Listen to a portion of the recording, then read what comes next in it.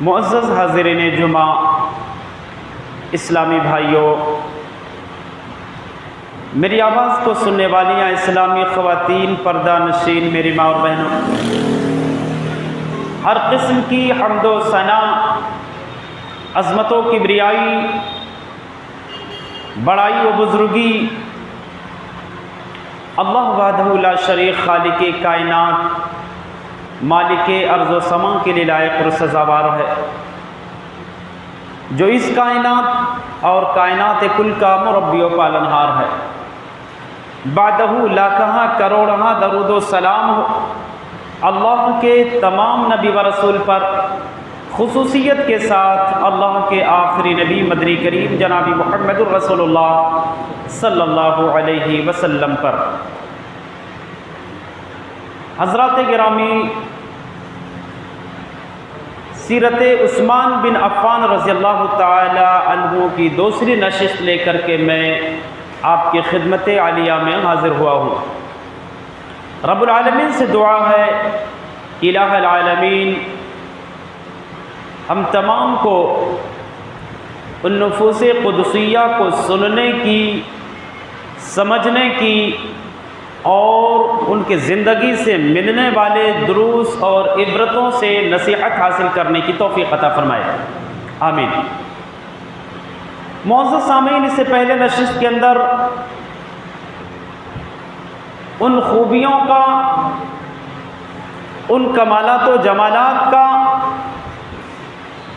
اور ان خصلتوں کا تذکرہ میں نے کیا تھا جن خوبیوں نے، جن اوصاف نے عثمان غنی رضی اللہ تعالی عنہ کو عثمان غنی بنایا، جن کمالات نے آپ کی شخصیت کو نمایاں کیا،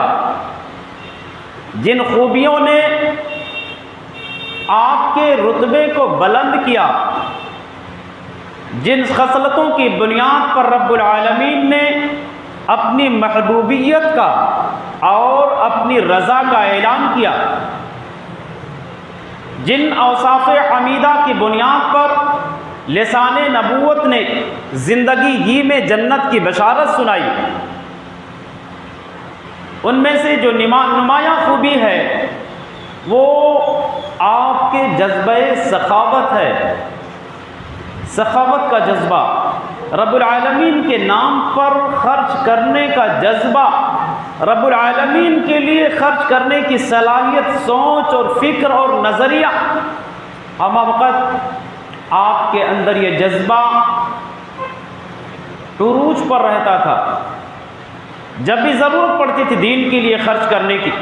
جب بھی دین کی نشر و اشاعت کے لیے تعاون کا اعلان کیا جاتا تھا،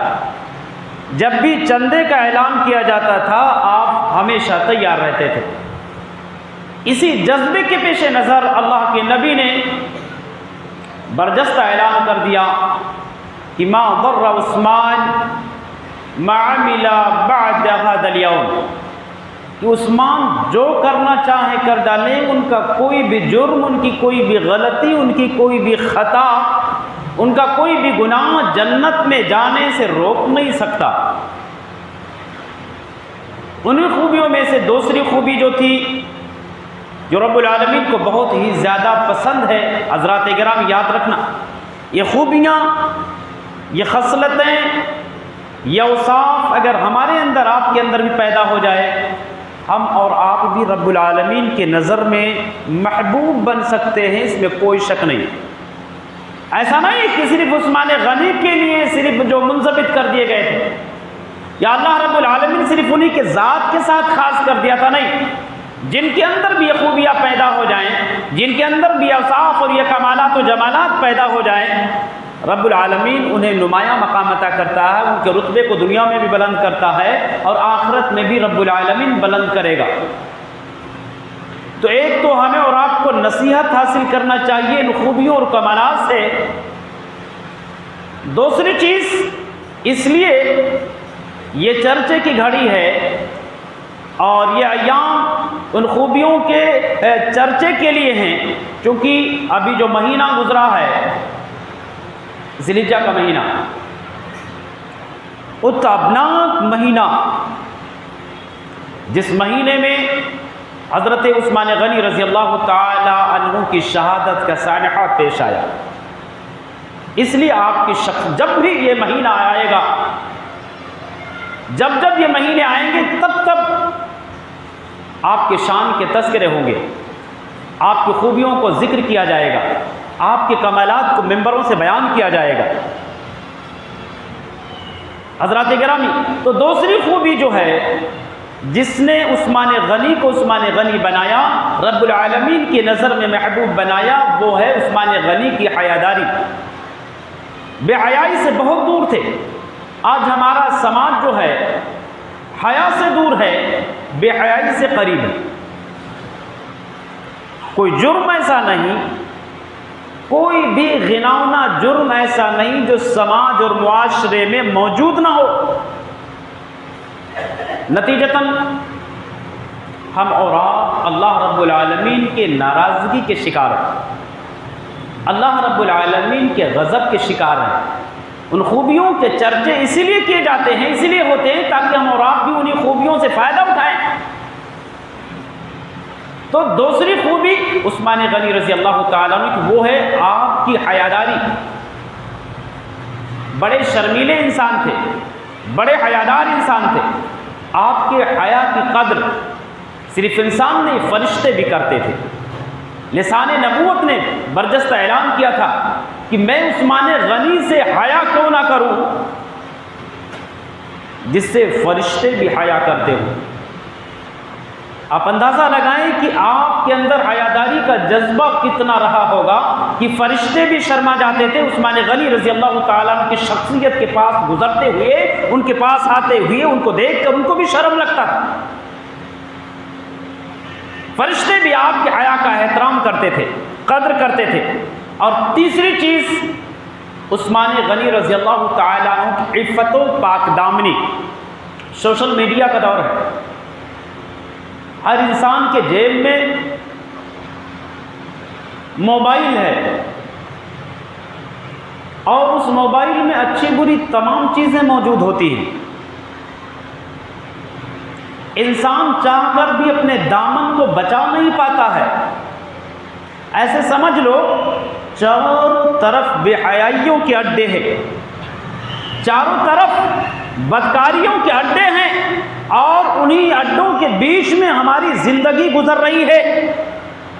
انہی بے حیائیوں میں، بدکاریوں میں، نافرمانیوں میں، معصیات میں، گناہ کے کاموں میں ہم جی رہے ہیں۔ ایسے پرخطر ماحول میں اپنے دامن کو بچا پانا، یقین جانیے کہ بہت ہمت کا کام ہے اور بہت مشکل کام ہے۔ عثمان غنی رضی اللہ تعالیٰ عنہ کا شمار ان شخصیتوں میں ہوتا ہے، ان نفوس قدسیہ میں ہوتا ہے جو ایسے ماحول سے گھرے ہوئے بھی تھے، ایسے ماحول میں رہتے ہوئے بھی انہوں نے اپنے دامن کو محفوظ رکھا، ایسی غلاظتوں سے، ایسے کرائم اور جرائم سے، ایسی نافرمانیوں سے، ایسے گناہ کے کاموں سے اپنے دامن کو بچائے رکھا، اپنے کردار کو داغدار نہیں بنایا۔ عثمان غنی نے بیان کیا، خود ہی انہوں نے بیان کیا کہ اللہ کی قسم زمانے جاہلیت میں بھی میں نے کوئی بھی جرم، کوئی بھی گناہ کا کام، یہاں تک کہ زنا جو بالکل عام تھا، زناکاری ایک عام جرم، ہر گلی میں، ہر کوچے میں، ہر محلے میں، ہر نکڑ پر طوائفوں کے اڈے ہوا کرتے تھے، زنا کے اڈے ہوا کرتے تھے۔ اسی طریقے سے شراب نوشی ہر گھر کا رواج تھا، شراب نوشی ہر گھر میں رائج تھا، کوئی گھر محفوظ نہیں تھا شراب نوشی سے۔ یعنی چاروں طرف گناہ، کرائم، جرائم، نافرمانیاں، معصیات، اور ایسے گناہوں کے بیچ میں رہتے ہوئے بھی بیان کرتے کہ اللہ کی قسم زمانے جاہلیت میں نہ تو میں نے کوئی غلط کام کیا، زنا کیا، اور نہ ہی اسلام لانے کے بعد کوئی غلط کام کیا، زنا کیا۔ یہ دونوں جرم، بالخصوص زنا اور شراب نوشی۔ اب بتائیں، انسان جس ماحول میں ہوتا ہے اسی ماحول کے رنگ میں رنگ جاتا ہے، اسی ماحول میں ڈھل جاتا ہے۔ اسی کے مجدھار میں بہہ جاتا ہے۔ ماحول کا اثر انسانی زندگی پر بہت زیادہ ہوتا ہے، ماحول کا اثر انسانی زندگی پر بہت ہی زیادہ ہوتا ہے، لیکن اس کے باوجود بھی اس شخصیت کو ماحول متاثر نہ کر سکی، اپنے دامن فریب میں عثمان غنی رضی اللہ تعالیٰ عنہ کی شخصیت کو پھنسا نہ سکی، محفوظ رہے۔ بہت بڑی بات ہے یار، یہ بہت بڑی بات ہے، اور اللہ رب العالمین کو ان کی یہ ادا اتنی پسند آئی کہ رب العالمین نے ان کے رتبے کا اعلان کر دیا، ان کے رتبے کو بلندی عطا کی۔ چوتھی خوبی جس نے عثمان غنی رضی اللہ تعالیٰ عنہ کے کردار کو نمایاں کیا، وہ ہے عثمان بن عفان رضی اللہ تعالیٰ عنہ کا صبر و تحمل۔ صبر و ضبط کا جذبہ کتنا تھا، رب العالمین نے کس قدر صبر و ضبط کا جذبہ ان کے اندر پیدا کیا تھا۔ آپ کے زندگی کے مختلف واقعات اور واردات بتاتے ہیں کہ عثمان غنی رضی اللہ تعالیٰ عنہ زندگی کے مشکل سے مشکل ترین گھڑی میں، ایسی گھڑیاں جو جذباتیت سے پر ہوتی ہیں، جو انسان کو برنگیختہ کر سکتی ہیں، جو انسان کو بھڑکا سکتی ہیں، جو انسان کو بھار سکتی ہیں، لیکن ایسے بھڑکیلے ماحول میں بھی، ایسے بھڑکیلے مرحلے میں بھی، ایسے جذبیلے اور جوشیلے منظر کو دیکھنے کے باوجود بھی عثمان غنی رضی اللہ تعالیٰ عنہ نے صبر کا دامن نہیں چھوڑا۔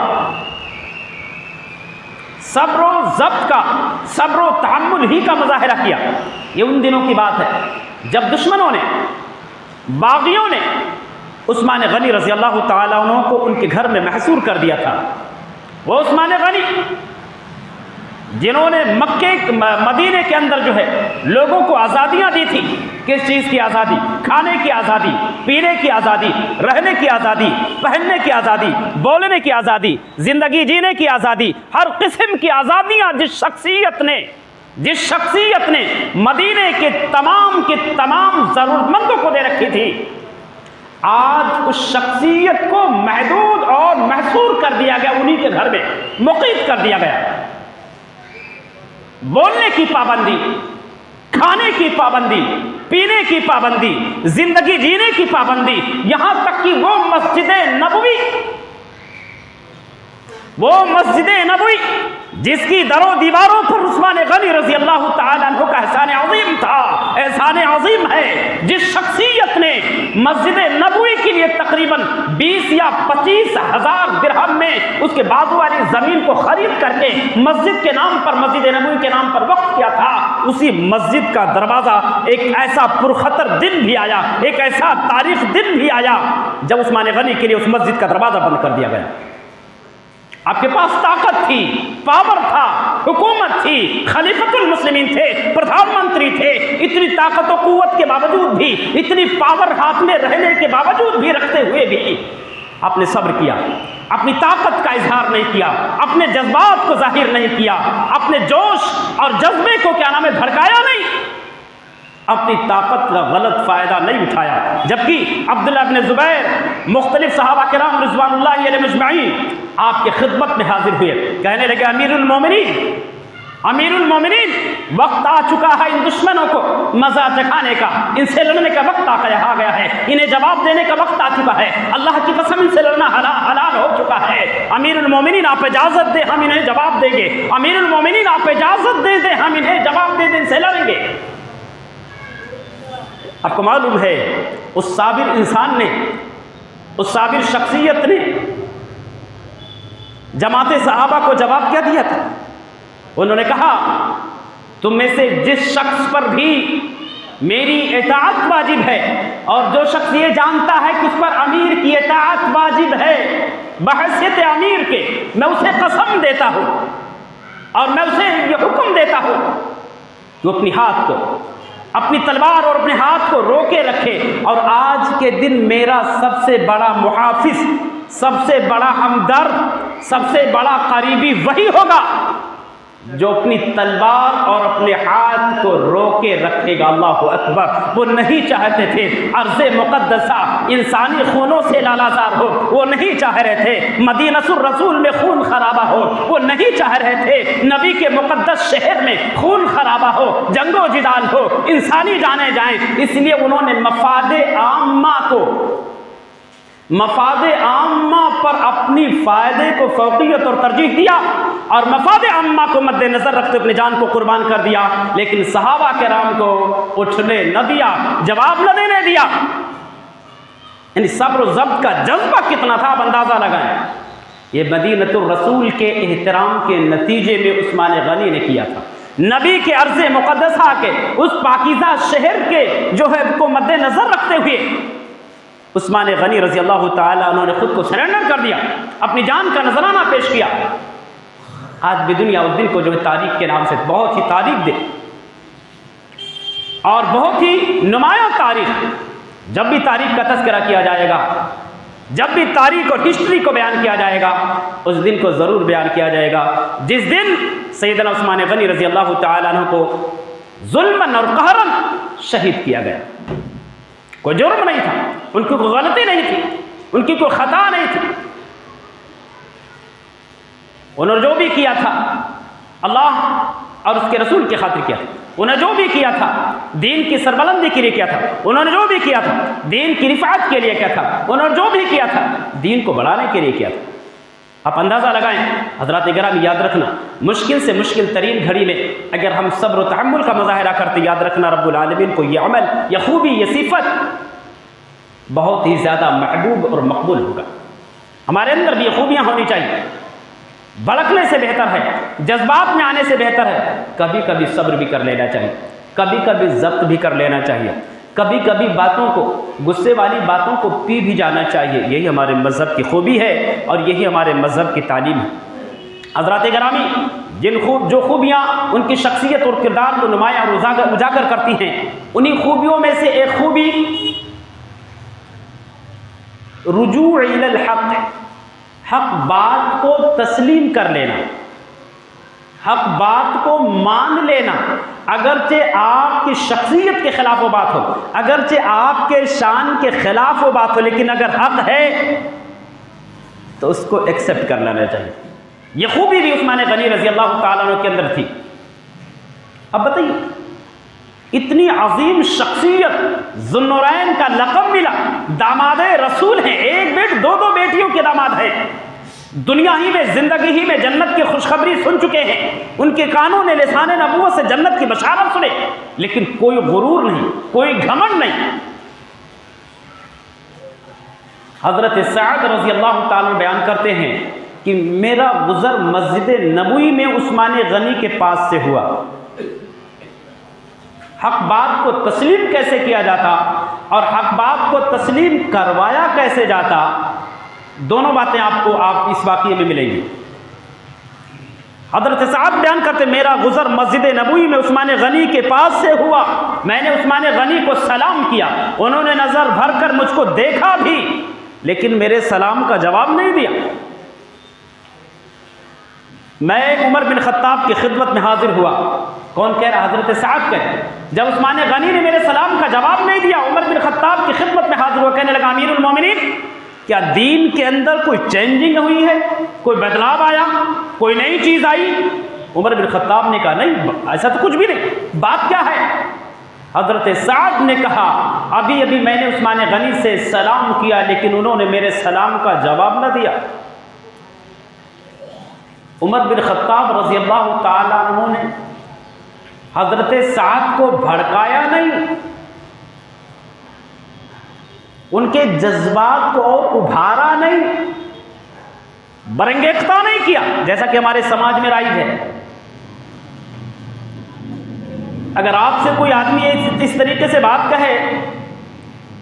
میں بولوں آپ سے کہ میں نے اس آدمی سے سلام کیا، جواب ہی نہیں، کیا بولیں گے؟ ارے اس کو گھمنڈ آ گیا،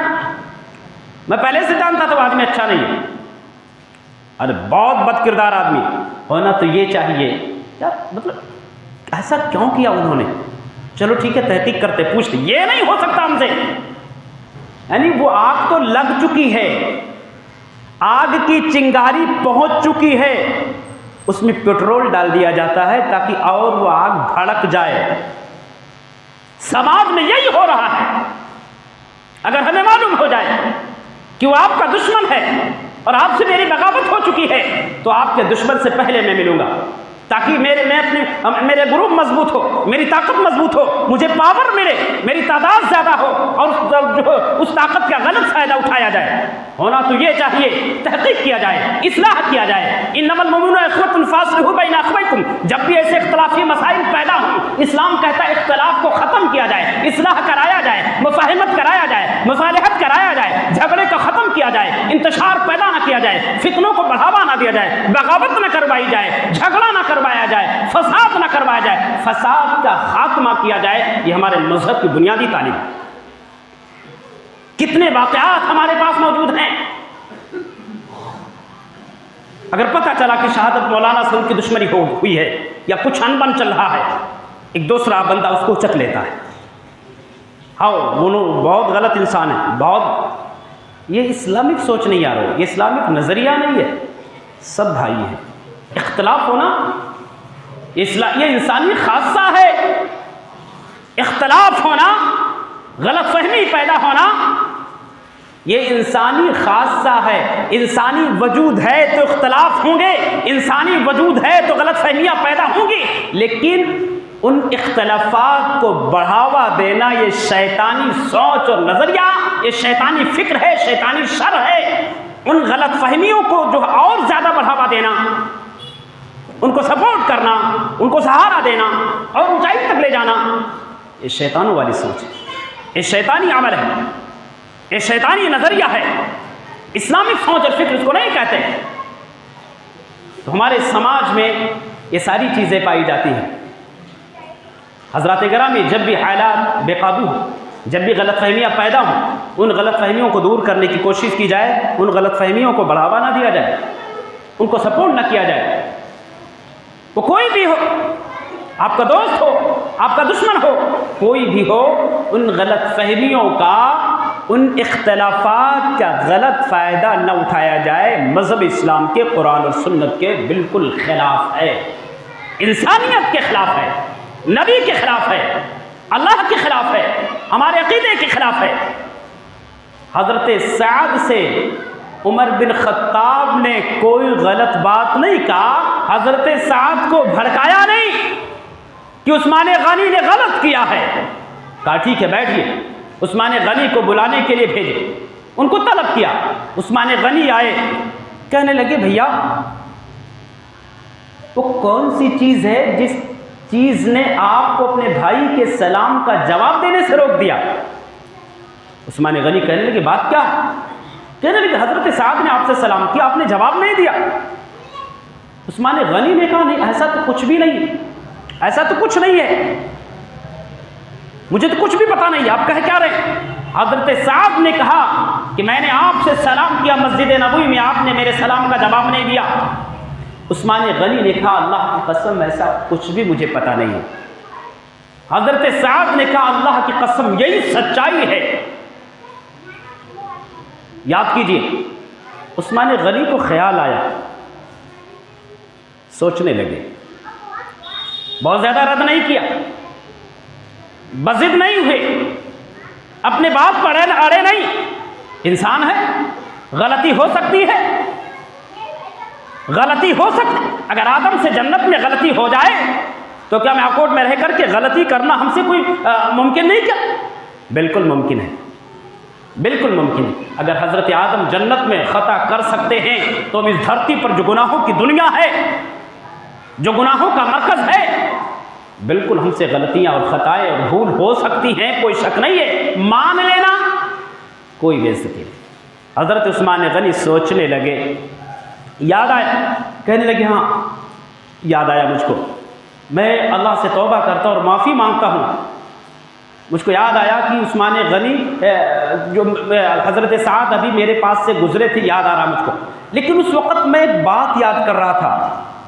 ایک بات کو لے کر کے میں بڑا غمگین تھا، اسی میں بالکل غم تھا، اور جب بھی میں وہ بات کو یاد کرتا وہ بات میں نے نبی سے سن رکھی تھی، جب بھی وہ بات مجھے یاد آتی تو میرے دل پر اور میرے نگاہوں پر پردے پڑ جاتے، میری نگاہیں پتھرا جاتی، مجھے کچھ بھی پتہ نہیں رہتا کہ کون آیا کون گیا، کس نے کیا کیا۔ اللہ اکبر، ساری غلط فہمی دور ہو گئی۔ حضرت سعد رضی اللہ تعالیٰ عنہ نے ان کی اس سوچ کی تائید اور تصدیق کی کہ مجھے بھی معلوم ہے وہ کون سی بات ہے جو آپ کو اتنا زیادہ آزردہ کرتی ہے، رنجیدہ کرتی ہے، غمگین بنا دیتی ہے، وہ کون سی بات ہے، مجھے معلوم ہے، مجھے معلوم ہے، مجھے بھی یاد آ گیا کہ کون سی بات ہے۔ ہم سب نبی کے پاس بیٹھے ہوئے تھے، اللہ کے نبی جناب محمد رسول اللہ صلی اللہ علیہ وسلم ایک دعا بتا رہے تھے، اور وہ دعا بڑی عظیم دعا ہے، بہت ہی زیادہ پاکیزہ اور مقدس دعا ہے، بہت ہی زیادہ بابرکت دعا ہے۔ اچانک ایک دیہاتی آیا، اللہ کے نبی کو اپنی طرف راغب کر لیا۔ اللہ کے نبی اس آدمی سے گفتگو کرتے کرتے دعا بتانا بھول گئے، گفتگو ختم ہوئی، اس دیہاتی سے چلنے لگے۔ حضرت سعد کہتے ہیں کہ میں آپ کے پیچھے ہو لیا، میرے دل میں بات کھٹک رہی تھی کون سی دعا نبی بتانے والے تھے جو بتائے نہیں جا رہے۔ اللہ کے نبی کافی آگے نکل گئے، میں نے سوچا کہ جب تک میں نبی کے پاس پہنچوں گا تب، اور دوڑنا مناسب نہیں سمجھ رہے تھے، میرے آقا سامنے جا رہے۔ کیا احترام تھا یارو، کتنی محبت تھی، کیسی پاکیزہ محبت تھی، کیسا جذبہ تھا اتباع اور اطاعت کا۔ کائنات کے امام جا رہے ہیں، دوڑیں گے تو شان میں گستاخی ہوگی، دوڑنا بھی مناسب نہیں ہے، اور اگر ایسے چلتے رہے تو ہم نبی بہت آگے ہیں، بات نہیں ہو پائے گی۔ کہہ رہے کہ تھوڑا میں نے اپنے پاؤں کو زمین پر زور سے مارا، آواز سن کر اللہ کے نبی ہماری طرف مڑے۔ کہنے کے بعد کیا ہے؟ میں نے کہا اللہ کے نبی آپ ایک دعا بتا رہے تھے، دعا بتانے سے پہلے ایک دیہاتی آیا، اپنی طرف مائل کر لیا، آپ اس میں مشغول ہو گئے، دعا بتا نہ سکے، واپس آ گیا۔ اللہ کے نبی جناب محمد رسول اللہ صلی اللہ علیہ وسلم نے اس موقع پر دعائے یونس کا تذکرہ کیا تھا، لا الہ الا انت سبحانک انی کنت من الظالمین۔ اللہ کے نبی نے دعا بتائی کہ اگر کوئی بندہ ان الفاظ کے ساتھ رب العالمین کو یاد کرتا ہے، دعائے یونس کو پڑھنے کے بعد اگر وہ اپنی حاجت رکھتا ہے، رب العالمین اس کی دعا کو قبول کرتا ہے، رب العالمین اس کی فریاد کو شرف قبولیت سے نوازتا ہے۔ حضرات گرامی، تو میں کہہ رہا تھا کہ حق بات کو تسلیم کر لینے کا بہت بڑا جذبہ عثمان غنی رضی اللہ تعالیٰ عنہ کے اندر موجود تھا، اور یہ جذبہ بھی رب العالمین کو بہت ہی زیادہ مقبول اور پسند ہے۔ اسی طریقے سے جو خوبی ان کی شخصیت کو، ان کے کردار کو نمایاں کرتی ہے، انہیں خوبیوں میں سے ایک خوبی قرآن مجید کو ایک قرأت پر جمع کرنا، اور قرآن مجید کو ایک قرأت پر جمع کرنا یہ امت محمد علیہ السلام پر اتنا بڑا احسان ہے جس احسان کا بدلہ پوری دنیا کے لوگ مل کر بھی نہیں چکا سکتے۔ عمر بن خطاب رضی اللہ تعالیٰ بیان فرماتے ہیں کہ ان ھذا القرآن انزل علی 7 احرف فقروا ما تيسر کہ قرآن مجید 7 حروف میں نازل ہوئی، جو آسان لگے اس کو پڑھو۔ صاحب عون المعبود علامہ شمس الحق رحمہ اللہ نے بیان کیا کہ یہ 7 حروف سے مراد دراصل وہ 7 زبانیں ہیں جو جزیرۃ العرب میں رائج تھی، 7 قبیلوں میں، 7 قبیلے جزیرۃ العرب کے اندر موجود تھے اس زمانے میں، اور ہر قبیلے کی الگ الگ زبان، الگ الگ اسلوب، الگ الگ انداز تھا۔ کچھ وجوہات کی بنیاد پر ایک قبیلے کے لیے دوسرے قبیلے کا اسلوب، دوسرے قبیلے کا بھاشا، دوسرے قبیلے کی زبان، دوسرے قبیلے کی لغت کا یوز کرنا، استعمال کرنا بہت مشکل تھا، بڑا کٹھن تھا، اور قرآن مجید کو تقریباً 7 طریقوں سے پڑھا جاتا تھا، اور یہ حضرت عثمان غنی رضی اللہ تعالیٰ عنہ کے دور خلافت کے ابتدائی دنوں تک تھا۔ نتیجتاً مدینے کے اندر ایک معلم، ایک استاد اپنے شاگردوں کو ایک قرأت کے مطابق قرآن مجید پڑھاتے تھے۔ دوسرا استاد اپنے بچوں کو دوسرے قرأت کے مطابق قرآن مجید پڑھاتے تھے۔ وہ بچے جب دونوں اپنے گھر پر آتے تھے، ایک ہی محلے کے ہوتے تھے، ان کے معلم الگ الگ، استاد الگ الگ ہوا کرتے تھے، گھر پہ آتے تھے، ایک بچہ کہتا تھا نہیں یہ طریقہ ایسا ہے قرآن پڑھنے کا، دوسرا بچہ کہتا تھا یہ طریقہ ایسا ہے، دونوں اپنے طریقے کو بہتر اور افضل ثابت کرنے میں لگتے، بحث ہوتی، بحث اتنی زیادہ بڑھ جاتی کہ وہ بحث و مباحثہ معلم تک، استاد تک پہنچتا، نتیجتاً دونوں قبیلے ایک دوسرے کی تکفیر کہتے، بولتے تو کافر ہے، تو بولتا نہیں تو کافر ہے۔ یہ خبر جب عثمان غنی رضی اللہ تعالیٰ عنہ تک پہنچی، عثمان غنی رضی اللہ تعالیٰ عنہ نے ایک خطبہ دیا، کہنے لگے یارو تم میرے ساتھ موجود ہوتے ہوئے بھی اتنی اختلاف اور اتنی گستاخیاں، تکفیر تک کی نوبت آ گئی، جو مجھ سے دور شہروں میں رہ رہے ہیں وہ کتنا اختلاف کر رہے ہوں گے۔ عثمان غنی رضی اللہ تعالیٰ عنہ اس بات کو سوچ کر بہت زیادہ فکر مند ہوئے، بالکل گھبرائے ہوئے تھے، اور ان کی یہ سوچ، ان کا یہ فکر سچ ثابت ہوا، ان کا گمان سچ ثابت ہوا۔ حضرت حذیفہ بن یمان رضی اللہ تعالیٰ عنہ جو عراق کے ساتھ میں، اہل عراق کے ساتھ میں سرزمین شام میں غالباً آرمینیا اور آذربائیجان کے کیا نام ہے محاذ پر جو وہ وہاں پر مقیم تھے حضرت حذیفہ، وہ مدینہ عثمان غنی رضی اللہ تعالیٰ کی خدمت میں حاضر ہوئے، کہنے لگے امیر المومنین قبل اس کے کہ امت محمد قرآن مجید کو لے کر ایک بھیانک اختلاف کا شکار ہو جائے، اس اختلاف سے پہلے اس کو کنٹرول کیجیے، آپ سنبھالنے کی کوشش کیجیے۔ بات کیا ہے؟ عثمان غنی نے، حضرت حذیفہ نے کہا کہ میں اہل عراق کے ساتھ شام میں آرمینیا اور آذربائیجان کے محاذ پر برسر پیکار تھا، وہاں پر میں نے دیکھا شامی لوگ جو ہیں حضرت ابی بن کعب رضی اللہ تعالیٰ عنہ کی قرأت کے مطابق تلاوت کر، عراقیوں کو طریقہ معلوم نہیں ہے، عراقی جو ہیں عبداللہ بن مسعود رضی اللہ تعالیٰ عنہ کے طریقے پر قرآن مجید کی تلاوت کرتے ہیں، شامیوں کو طریقہ معلوم نہیں، دونوں اختلاف کر رہے ہیں، دونوں اپنے آپ کو افضل قرار دے رہے ہیں، دونوں اپنے طریقے کو بہتر ثابت کر رہے ہیں، دونوں ایک دوسرے کی تکفیر کر رہے ہیں، عراقی کہتے ہیں شام کے لوگ کافر ہیں، شام کے لوگ کہتے ہیں عراقی لوگ کافر ہیں۔ عثمان غنی رضی اللہ تعالیٰ عنہ جب یہ واقعہ سنا بہت ہی زیادہ فکر مند ہوئے، مدینے کے اندر فوراً صحابہ کرام کی ایک ٹیم کو کیا نام ہے بلایا، ان کو جمع کیا، ان سے مشورہ کیا کہ حالات دن بدن بے قابو ہوتے جا رہے ہیں، قرآن مجید کی تلاوت کو لے کر کے صحابہ کرام میں، مسلمانوں میں بہت ہی زیادہ اختلافات رونما ہو رہے ہیں، کیا کیا جائے؟ صحابہ کرام نے کہا امیر المومنین اس تعلق سے آپ کی رائے کیا ہے؟ عثمان غنی رضی اللہ تعالیٰ نے کہا کہ میری رائے یہ ہے کہ قرآن مجید کو ایک ہی قرأت پر اکٹھا کر دیا جائے، سارے لوگ ایک ہی قرأت کے مطابق قرآن مجید کی تلاوت کریں۔ صحابہ کرام نے کہا بہت اچھی بات ہے۔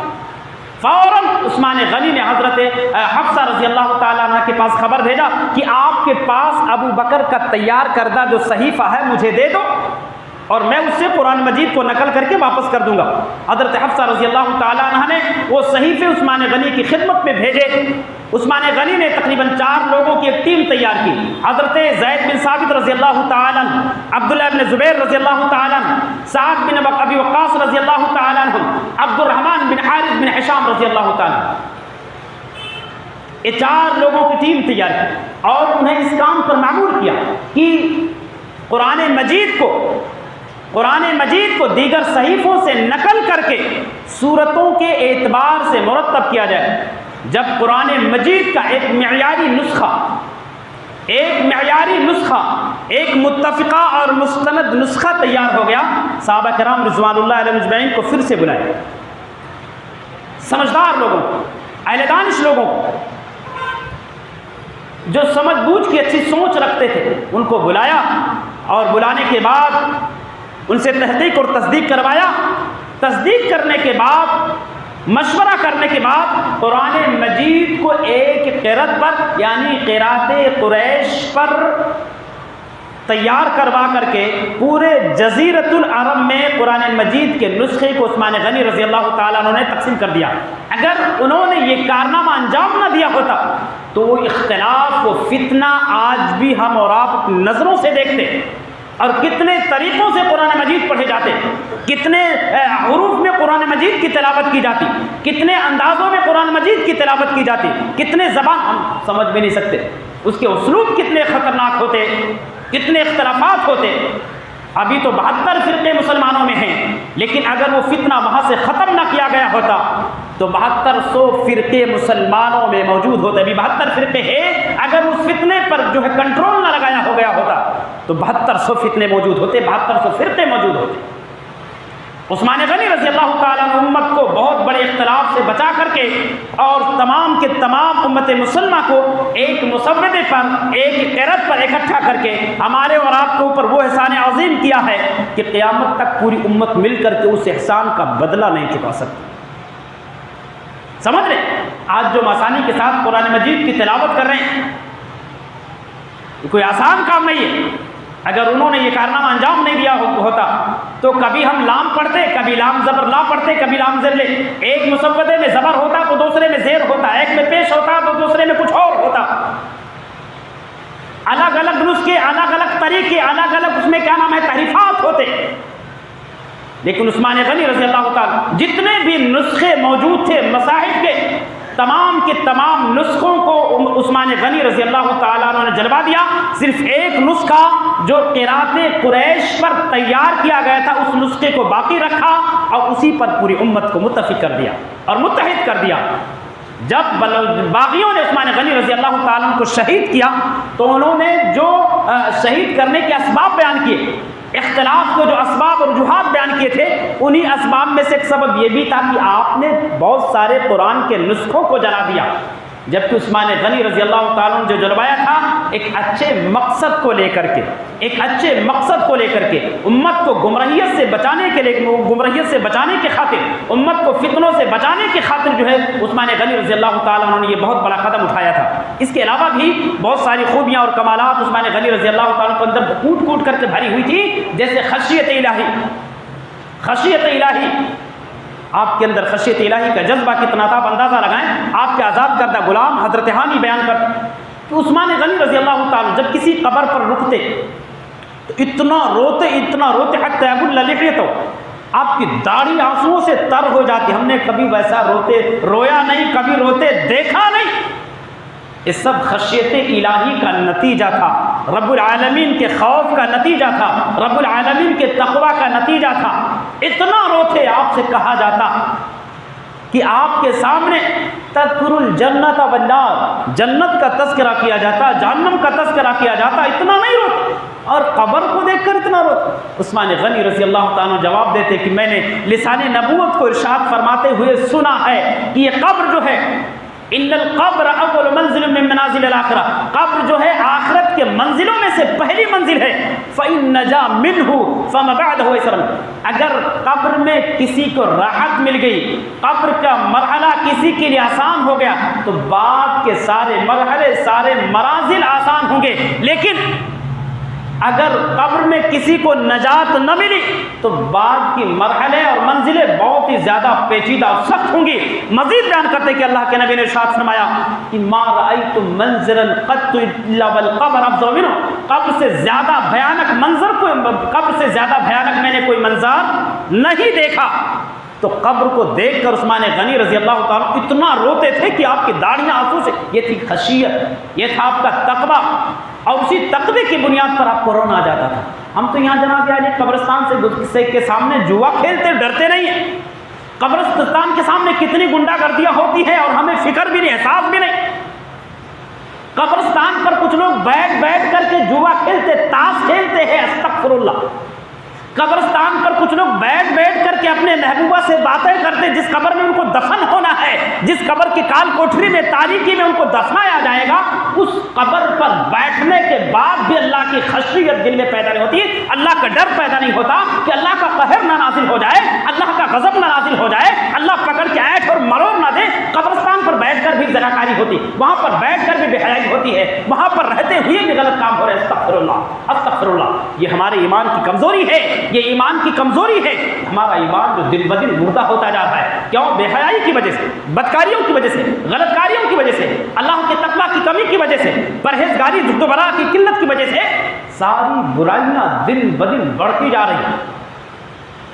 حضرات گرامی، ہم وقت ہمیں اللہ سے ڈرتے رہنا چاہیے، ڈرتے رہنا چاہیے کہ کسی بھی وقت اللہ رب العالمین ہم پر اپنی گرفت نازل کر سکتا، کبھی بھی رب العالمین ہمیں پکڑ سکتا،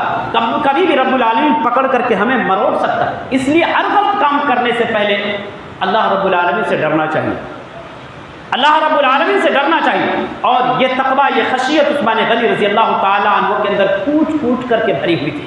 مزید آپ کی شخصیت کا اگر تذکرہ کیا جائے موضوع مختلف بھی ہو جائے گی، اور سادگی کا یہ عالم تھا۔ اتنی عظیم سلطنت کے مالک، جزیرۃ العرب کے مالدار شخصیتوں میں آپ کا شمار ہو رہا ہے۔ آپ کے آنگن میں دولت کی دریا بہہ رہی ہے، آپ کی مالداری ابھی بھی سن سکتے ہیں، آپ کی مالداری کا چرچا پوری دنیا میں ہے، آپ کے نام کا بینک میں اکاؤنٹ ابھی بھی موجود ہے، آپ کے نام سے ابھی بھی انکم ہوتا رہتا ہے۔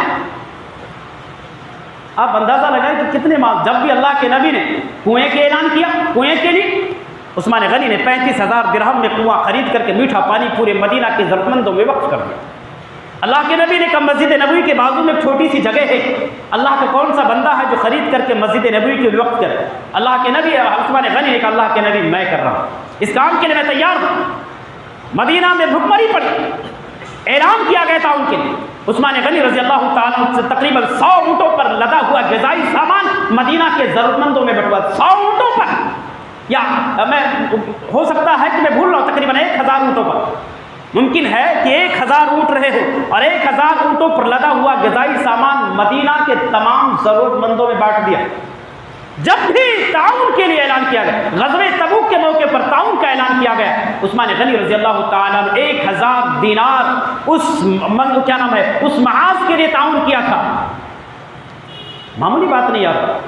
اتنی دولت، اللہ کی پناہ، لیکن سادگی کا یہ عالم ہے۔ حضرت ہمدانی بیان کرتے ہیں کہ میں نے عثمان غنی کو دیکھا، وقت کا پردھان منتری، امیر المومنین، خلیفۃ المسلمین، خلیفہ ثالث، اتنی عظیم شخصیت جنہوں نے دنیا میں رہتے ہوئے جنت میں اپنا مقام دیکھ لیا ہو، سن لیا ہو لسان نبوت سے۔ سادگی کا یہ عالم، حضرت ہمدانی بیان کرتے ہیں کہ میں نے دیکھا عثمان غنی مسجد نبوی میں ایک معمولی چادر بچھا کر لیٹے ہوئے، اللہ اکبر، کوئی پہرے دار نہیں، کوئی باڈی گارڈ نہیں، کوئی دوست نہیں، کوئی حواری نہیں، کوئی مواری نہیں، اکیلے تنے تنہا۔ یہاں تو جناب عالی ایک ممبر بھی نکلتا تو اس کے ساتھ میں 4-6 لوگ ہوتے، ایک مولانا بھی نکلتے تو 4-6 لوگوں کو ساتھ میں لے کر نکلتے۔